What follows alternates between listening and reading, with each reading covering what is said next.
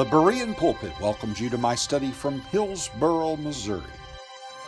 Hi, my name is Terry, and visit us this Sunday at 11 o'clock. Hello, this is Brother Oates. Philippians chapter 2, verses 12 through 13.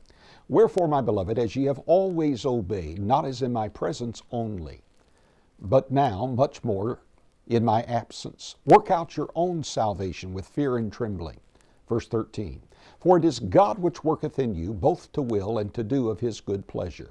The Apostle Paul is engaging the Philippian church in a workout program, and he gives them a 5-step approach. Step 1, follow your personal coach. He begins in verse 12 with the word wherefore, which means that what he's saying now is connected to what he has said prior to this.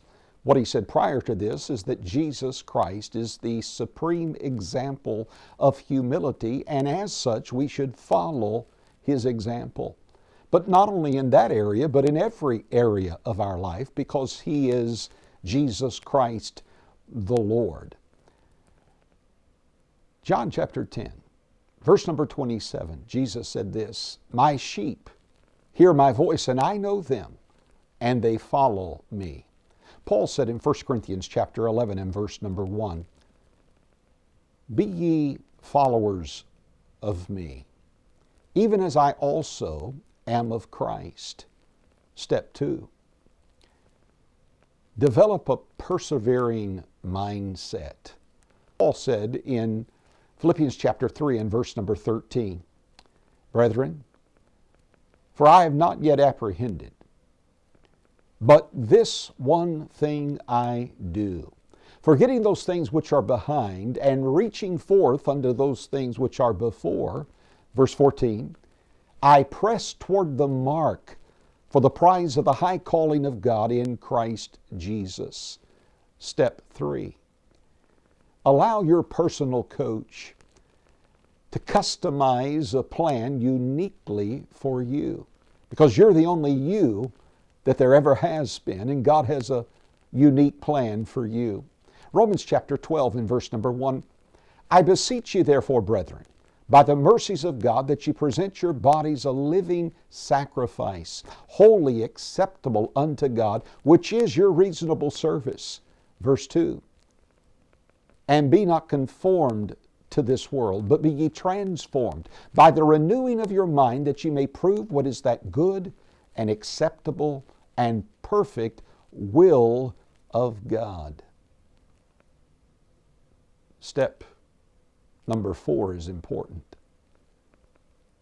Don't become proud.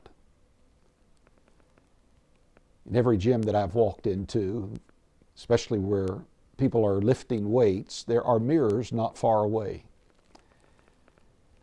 And they're there so that as you work out, you can look at yourself. It would be easy, especially if you see improvement, for you to become proud.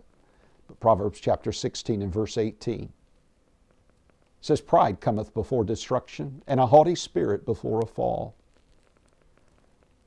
Step 5 helps us with step 4. Recognize the source of your power. Philippians 2 and verse number 13, For it is God which worketh in you, both to will and to do of His good pleasure. Now, the principle is this. What God works in you, you have the responsibility to work out. And interestingly enough, that word worketh in verse 13, the root word is where we get our word energy from. And Jesus said this in Matthew chapter 28 and verse 18, All power is given unto me in heaven and in earth. I'm told that 70% of people that start a workout program quit. That need not be you. Bereans, search the Scriptures. God bless you.